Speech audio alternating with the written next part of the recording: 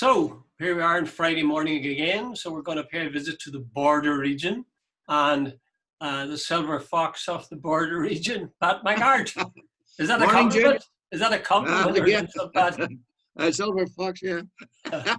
Hey, Jude, you know the way people have dark hair until they're about 90? I was going grey when I was about 21, so Pat, that's the way these things go. I was going bald at about 22. Yeah. So it could always be worse. It Yeah, could always be worse.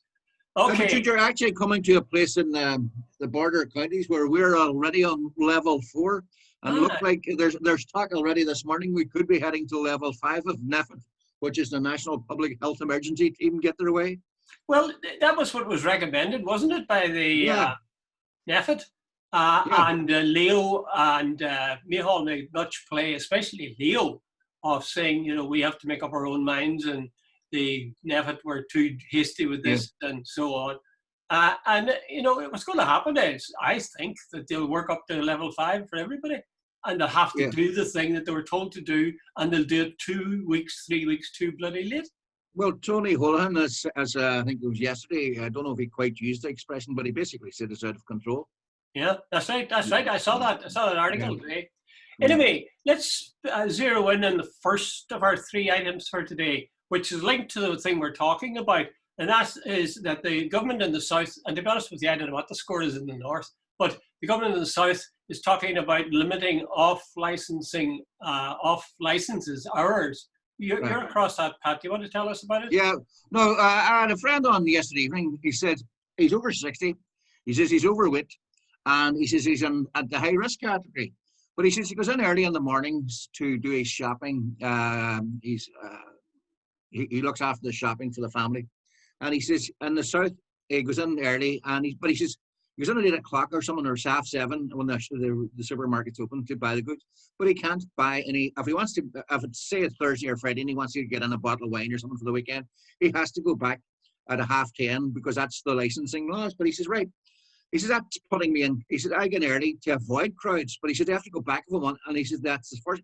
But he says, Simon Harris was on, I think, on Thursday morning or Wednesday morning, saying on RT, where he says, off licenses are contributing to the spread of COVID, and we'll have to consider limiting the opening hours of off licenses. Now, my friend made a point that I do agree with. He says, if I want to buy a bottle of wine to drink in my home, in my house, at a weekend, what business is that of the state? And he says, I really resent, he says, this nanny state now, that they're deciding for everybody what we're going to do, when we're going to do it, and how we're going to do it. Now, he says, what difference would it make my sitting on a Saturday evening, having my glass of rosé wine? You know, what's that going to do with the spread of COVID? So there was the argument, and he's saying, he says, his opinion, and I sort of agree with him, that there's a sort of, you know, there's a line that the government shouldn't cross. You know, right, I can understand the rules and regulations about not going into a pub and sitting there and getting pissed and everybody putting their arms around each other. I understand that. But off licenses are my business and your business. We get into an off license, we buy what we want and leave. Now, where's the spread of COVID in that? Well, I think it's a tricky one, Pat. I'm not sure I'd agree completely with you in that. I think the government has always laid down laws of one kind or another about the buying of booze at an off license, or even buying it and consuming it in a pub. So we accept the fact that the government has got the right to do that, and we don't complain. What we're complaining about, if we're complaining, is to what extent they should be allowed to do it, how tight they should make the margin. Now, I take your point too about your friend, the inconvenience of not being able to get the bottle of booze with his groceries, and also the fact that he's going to be having a quiet bottle of wine at home, and that's fine. But not everybody's going to be like him. You know, there's at least the potential for guys getting plenty of booze out of the off license, congregating at somebody's house and getting half pissed. But hold on, I made the exact same point that you're after making. He says you can buy that at 2 o'clock. No, you can buy that at 10:30 or 11 o'clock. You know, he said that is sort of a basic irrelevance in regard to the overall argument. The whole point is about the government deciding whether he is allowed to buy his own booze. We're going to shut down the off license or at least control, because, you know. I think, but no, it's a question surely of we're accepting the fact that the government can lay down times, but what we're differing with them on is what times they have chosen. You know, as you say, they could buy the booze at 2, but they can't buy it at 9:30 or whatever. Yeah. So it's No, a question no, maybe of Jude, accommodating the people. I have no time for conspiracy theories. In fact, I have the exact opposite. But Yeah. you always sort of say, there's all, the stereotypes. The reason things are stereotypes is because there's some truth in them. Well, the same conspiracy theories always have a basis on this. And you wonder sometimes, do the government, when they get something, do they go over the top on it? And this is, I'm not saying this is over the top. I'm just saying it's one more thing. Like, just leave something alone. If the off license, if you start sort of saying, oh, the off license can open only from between 12 and 2, Monday to Friday, and that's it. I start saying, wait a minute, that's an interference. I know it's got nothing to do with most people. And Jude, the prohibition in America, like it actually helped sort of make booze exciting, and the whole the roaring 20s, the 1920s. I think a lot of people, there's a lot of busybodies in Ireland, or a lot of who want to interfere in other people's, the nanny state. And I think that's a part of, the old pioneer pun brigade starting to sort of come up again, I know that's slightly over the top, but you know what I'm getting at. Well, I'm not sure, like when I was in Canada in the late 60s and 70s, where I was anyway, the government laid down the law about buying and consuming alcohol. All the off licenses were owned by the government. You couldn't have a private off license. So all of those were governed by the government. And also, you couldn't be in a car with booze in the car. The booze must be, even if it hadn't been opened, even if it was a 6-pack, it clearly hadn't been opened, it had to be in the boot of the car. Yeah. That was the rule. And, you could say, well, that's interfering with people's rights and so on.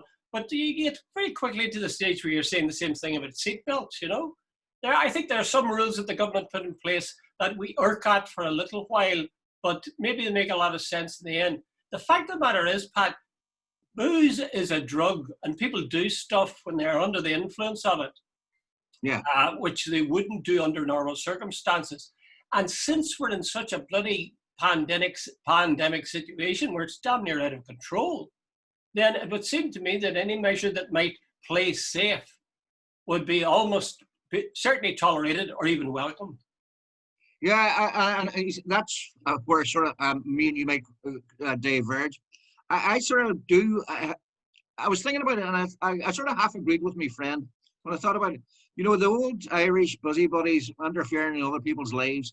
I thought, here we are again. You were saying about Harris, the person called in, the booze from the off licenses and it's interfering. It's hark back to 1950s Ireland. Other people deciding for you what was best for you.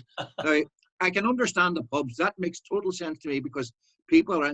But I think what people do in the privacy of their own homes is nobody's business. Oh, but Pat, you see, that is the problem in many ways. You see, they close the pubs at 10 o'clock or whatever it is, restriction because they don't want to have people there at 11:30 or 12 or whatever. And of course, always we've closed the pubs at 11:30 or whatever at a certain time. And the reason for that is they don't want to have people sitting and drinking their bloody heads off. But what is happening, as I understand it, is that the people who are boozers will leave the pub at 10 o'clock, have stuff in from the off license and go back to somebody's house. Now, you could say it's nobody's business except theirs, what they do in their own house. But I mean, that's exactly the problem. People are really hold on, that is covered under level 4 or 5. But you're only allowed to have 6 people or something. No visitation. So if you're breaking that law, that's fair enough. Okay, well, fair enough. If that covers it, then that's fine. I would accept that. Incidentally, I don't want to spend too long on this, but I noticed a tweet from Padre Tobin today. Now, this isn't directly related to what we're saying, but it is indirectly. His tweet reads, after 6 months of talking about nothing else and 18 billion euro budget, why the hell don't we have more ICU beds? Yeah. I think that's a good point because the whole idea of a lockdown is that you're prepared then for any flare-up of the COVID-19. And he's saying that, they've had forever to prepare this. and now they're saying we need time to prepare ICU beds after pouring 18 billion euro in. Yeah, and Jude, there's 4 billion extra on top of the normal budget for health. This time. So, like it's Jude, we in the Republic of Ireland, we have never got health right. There's a two-tier system that has been balls up from the day one, and it's elitist, it's class-based, and if you can afford your private insurance and all the rest of it. But we also, our politicians can't seem to make up their mind one way or another. Either A, we go for an overall system like the NHS, or we just go for the Americans and you die if you can't pay for it. But this sort of two-tier system is a complete mess from start to finish. And Potter Tobin is 100% right. We have had since the start of basically February, and we're now heading towards the end of October. Surely it wouldn't be that difficult to make 100 ICU beds available throughout the country. Yeah, an additional 100 ones. I mean. Yeah, I really do think. I mean, outside of this question of COVID, and I suppose we can't really talk outside it, but theoretically, outside what they should do, of course, in terms of a national health service, is they should have one of these famous citizens' assemblies, and then if they want to have a referendum, but just say, are we prepared to pay the money that's necessary to make sure we have a first-class health service for everybody? Free in the point of use. I think the vast majority of people in the south of Ireland would go with that. I think people don't mind being taxed as long as they feel that their money is being used for something that will benefit them in a real way. A lot of people are paying a really serious premiums in the Republic. I'm one of them. We're one of them for private health insurance. I would willingly pay that in tax. And it's ridiculous that those these insurance companies are really feeding off the fact that there isn't proper artists of the highest order. Some of the stuff that's going on is up. If you got what do you call it, an expert in to have a look at the Irish health service, I'd say for many of the sort of the European countries like Norway, Sweden, or Denmark, they'd be appalled. Well, then we're talking about a national health service, provided free at the point of delivery and so on. Yeah. But that's actually, we're asking the government to do that, which is there's such. That's sort of saying that should be the job of government, as far as I'm concerned. Health is not capitalism. Health is socialism, because if I get sick, I can make other people sick. I don't. They don't have a choice. Okay. What the question I finally have for you, Pat, as we leave, and you have only 10 seconds to answer it before we go on to the next topic, that is when are they going to legalize cannabis? It's cannabis. Cannabis is legalized in Canada now, a conservative country like Canada, and you can buy the stuff. No, here I'm going to go reactionary. I am not so sure I agree with, I am aware, only now that's purely anecdotal and it's purely from person. 2 or 3 people who started off in cannabis and ended up having serious psychological problems. And somebody said to me a long time ago that it's a gateway drug to other things. I don't know. But I'm aware of 3 people in my own personal experience who ended up with one was bipolar and are you like Bill Clinton and you took it but you didn't inhale? I had 2 drags of cannabis thing about 40 years ago. And I thought, not for me. So that was it. Well, I took it. I took it more than twice, but not that much. But I must say, I found it very enjoyable. The last time I took it wasn't really particularly good. But the great thing about it, Pat, was it was very quick. It really was a mind-altering substance or a mood-altering substance. And the second thing was no hangover. No hangover. Amazing. 2 drags. This fella had it. I sort of said, never tried it. I said, here. So it's right? And you're dead right. By the way, for about 10 minutes, I was floating. It was ending your drug virginity there, Pat. Okay, let's go on to the next. This is getting very risky the way we're talking. Let's get on to the next topic, which is Casement Park. After 11 years of wrangling, objections from first of all the residents, and then we're told there was a health expert said that the place couldn't be in an emergency evacuated quick enough according to the way it was designed. But anyway, Nicola Mallon, who's I guess the sports minister, has given it an okay. Well, what do you think? It's going to have 34,000 people available. You know, the Yeah, space for 34,000. What do capacity. you think about that? There's going to be a lot of public money put into that. What do you think? Good idea? I think it's going to cost something like 110 million. Now, I'm not 100% certain. Far more than it But, was at the start. It was about 50 yeah, million someone at like, the start. Yeah, was it 60 or 70 million? It's gone yeah, way, way yeah. up. Right, that's the first thing. I'm not sure how much the GA contributed. But apparently, Jude, I read somewhere, and it's not this morning, so I'm open to correction this, that they did some sort of survey in the West Belfast area, Yeah. and 95% of the people there apparently were in favour of it. Where in favour? It's regeneration for the area. Sorry? Did you say where in favour? Where are in favour? Yeah. And it will be good for the area, good for business regeneration. It's also a bit of a status symbol. They have I think it's going to be about twice the size of Windsor Park, and so on, and so on. No, but it's an investment in the community. So, and a lot of people are sure saying it'd be nice to have a good stadium in Belfast, and West Belfast. Now, okay, maybe if I was living beside it, and all these people coming out, and some of them half pissed, and maybe urinating up against the walls, I might have a different opinion. But overall, anything like 110 million investment in a local community and a project strikes me as quite a good idea. Well, I agree. I agree completely. But I think that it shouldn't have been allowed to get from 50 million to 100 million. I interviewed Joe Brawley about a range of things at one time, and he somehow brought the topic around to Casement Park, and he said, the GAA made the biggest mess ever with that. They should have, first of all, known, of course, the residents will be opposed to having this huge stadium built right on their doorstep. Yeah. So they should have figured that out in advance. They should have gone to all of those people, been proactive, gone to all of those people, all the people in the neighbouring streets, and said to each household, we realise as every so often it's going to be a bit noisy here. We'll keep as much control as possible in terms of people, toilet facilities, and all the rest of it.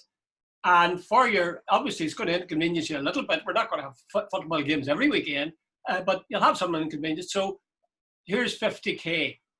Yeah. And I hope is that okay? I think that would be a perfect solution. Show me the house in the area of Casement Park who wouldn't have said, you're going to give me 50,000 quid. I think, I'll go with that. No. It would have been far less costly and far quicker done than the 100 million that they're now going to be pouring out. Yeah. Well, I think it's actually 110 million. So what's 10 million between friends? But anyway, do you think that's a solution? Was Brawley being facetious, or do you think it was a sensible solution? No, Jude, I'm not sure that if you hand and you'll say there's 15, 20,000 houses in your hand, each of them 50,000. Good God, Jude, where do you stop with that? That's sort of like blackmail, or I don't know.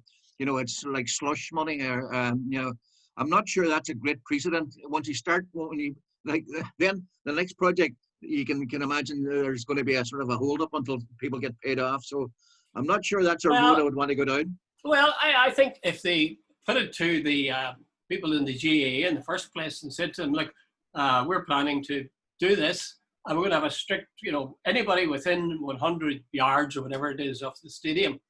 Yeah. Residences there, all will be offered this per household. I don't think it would have been all that many people.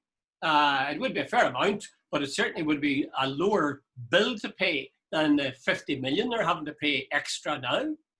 Yeah, and it would have been quicker. In other words, they built it, they were going to build it, and they hadn't dealt with the residents. So of course, maybe there would have been a way around it. Had they offered, investment in the community and some project or something. I don't know. Something like that. Something like a community centre or something like that in West Belfast. I don't know, but I'm not. No, Jude, I don't you threw that one at me about the 50,000. But when I think about it, I don't think that's the road to go down at all. In fact, that's open to all sorts of, down the track. You could get yourself any project then wants to go ahead. You have to pay us off before you can get, it's shades of blackmail. That's what they do, Pat. If say the government is building a dual carriageway and they're infringing on somebody's land, they will pay the people who are having the bit of land taken from them. Hold on, Dr. Collins. With respect, apples and oranges here.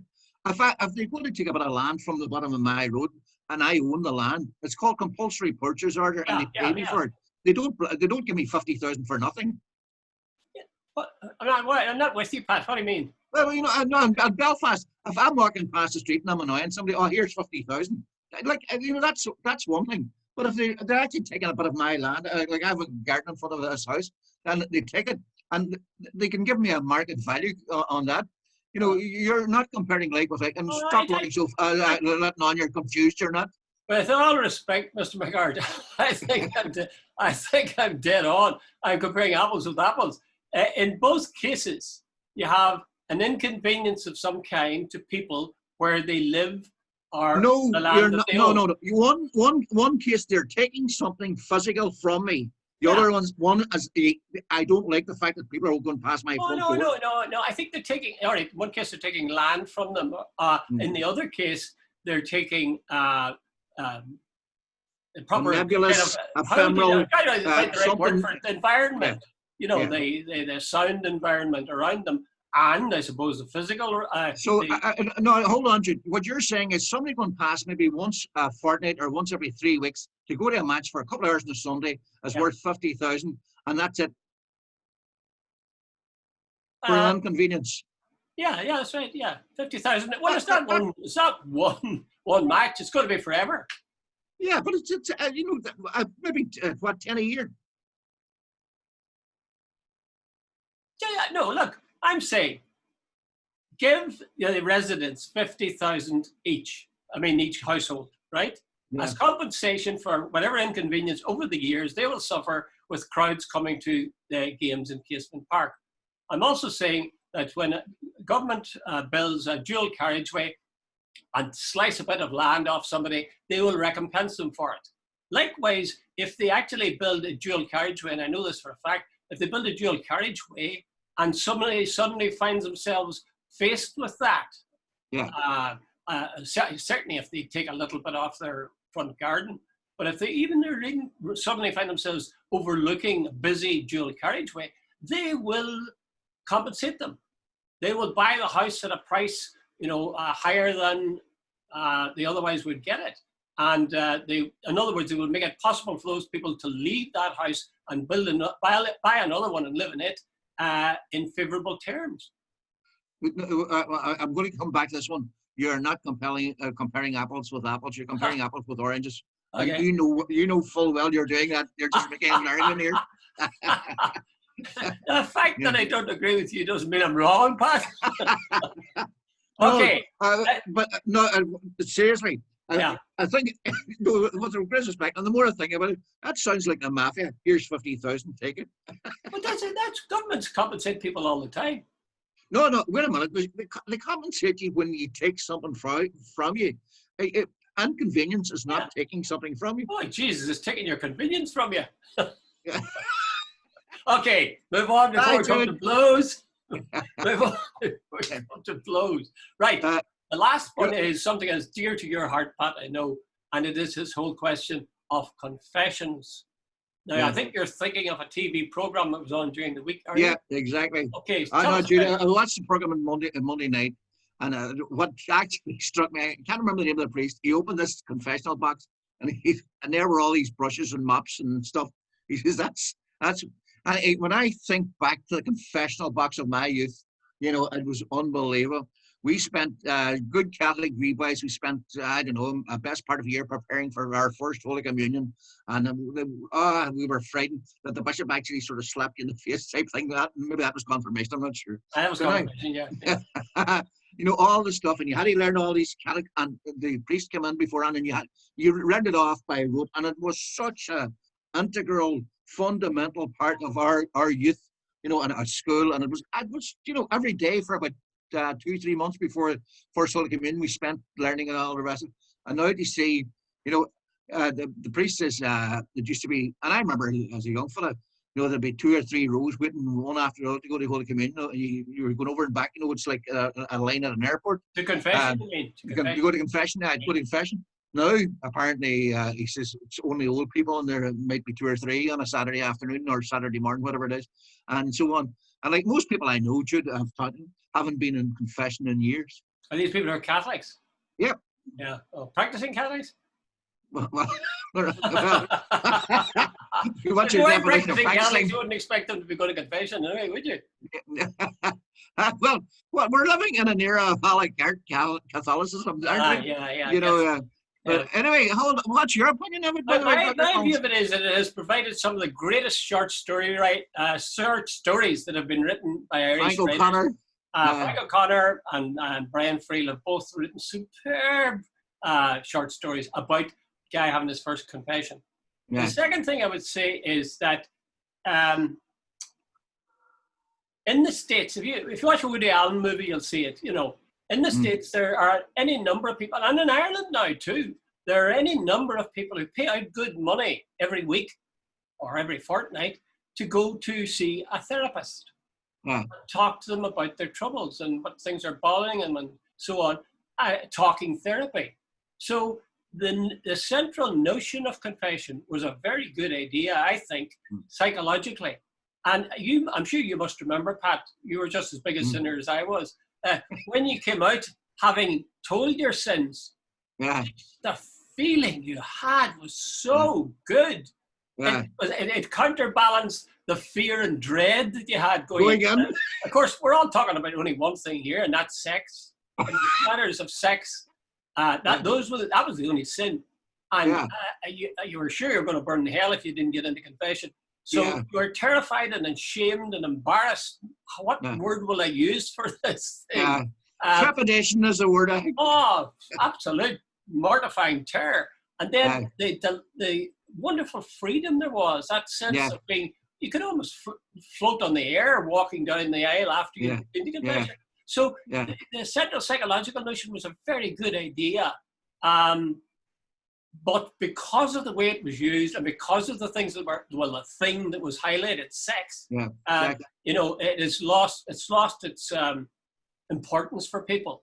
My own belief as well, it's an invention, as they said on that program, it is essentially an invention of the church. The church decided that was the way people were going to repent of their sins. And they go individually to the priest. It looks to me like it's going the way of birth control. You know, birth control is still officially forbidden by the Catholic Church, but I mean, look at the size of families now, Catholic families, compared to what it was then, and I mean, there's no comparison. So the Church have lost that battle. Whether they want to keep on forbidding it, that's fine, but the Catholics don't observe it. That's the long and short of it. I think one of the priests actually, he said it's just evolution, and he says the church evolves with society, you know, and maybe that's fair. Was it? I can't remember the name of one of the philosophers. Remember said years ago that's the way the church would go, and that was the way it was meant to go. You know. Well, very often I think the church is running to catch up with what people have decided, and certainly people have made up their minds about birth control. Catholics have, that is. And they likewise look as if they've made up their minds about confession. Of course, I wonder if I should say this one. I'll tell you this one. Okay, this is a story about a priest, and this is quite a common thing, I think, now in some parishes. Coming up to Christmas, the priest will announce that there will be confession, you know, a week or 2 weeks before Christmas, and the kind of confession they give is essentially general absolution. The congregation prays, and you know, they say a prayer. They say they're sorry for the sins they've committed, and the priest says, "I absolve you from your sins," and that's it. And I heard there are other places, maybe the next parish, where the priest will be insisting, you know, you have to have a proper confession, go into the confession box, etc. So the story was told about two old guys talking to each other, and one was saying to the other, "I see, Johnny, that they're having confession up in Ardra, let's say, right?" And the other guy says, "Oh, is that right? Well, tell us this. Is it the same as it would be in Clonmany?" And the wife says, "What do you mean?" "Well, in Clonmany, they gives a general absolution." And the other guy says, no, I think it's the other way. You have to go and say your sins. The guy says, fuck that.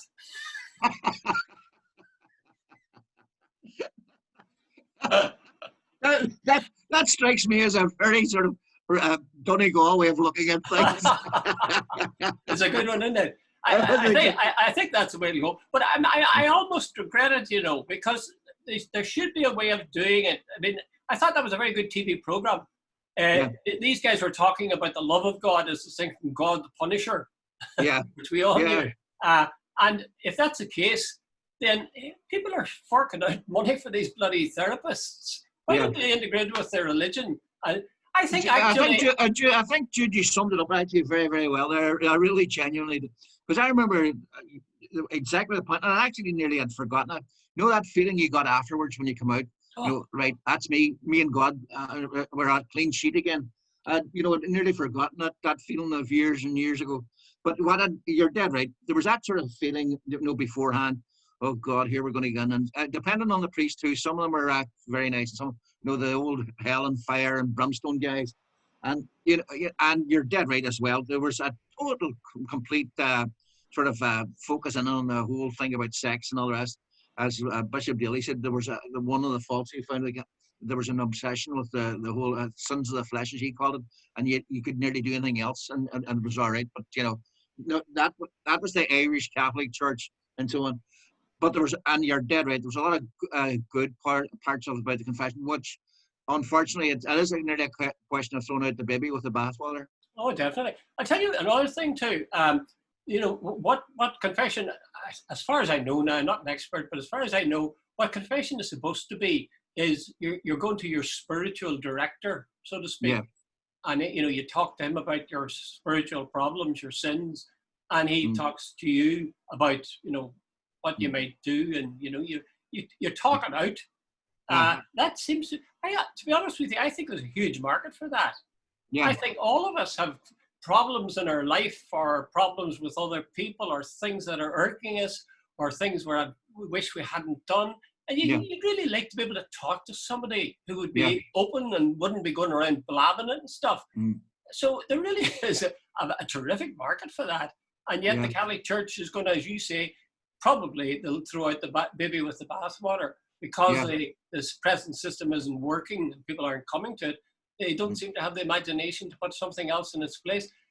That general absolution, you know, the only other circumstances where they gave the, you know, general absolution was always been traditionally okay, was when soldiers were about to go into battle. Yeah, I knew you were going to say that. Can you believe it?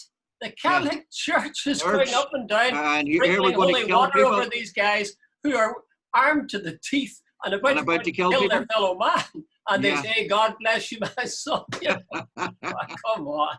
You know, I used to always have us wonder about how the just war theory. But Dr. Collins, I'll leave you this because I know we must wrap up. Right. But here's the thing. I often wondered, say I've been living in the Second World War, and I had the opportunity to kill Hitler, and I went up and stabbed him and got away with it. And I went into the confessional box, Father, I've just murdered Hitler. Would he say, well done, or you've committed a mortal sin? Well, he would say, well done. He would say, well done, because the Catholic Church is not all churches have always believed in this vague notion they call it a just war. So they've gone along with it, and what you're doing is, if you kill Hitler, you're waging a very effective war. You know, instead of bombing thousands, tens of thousands of innocent civilians, and my mother used to, she said, murder is murder is murder. She sounded like an anti-abortionist now, I think. On it. She would have got along well with Maggie Thatcher. Okay, Pat. All the best. Thanks very much. All the best. Good luck. Cheers.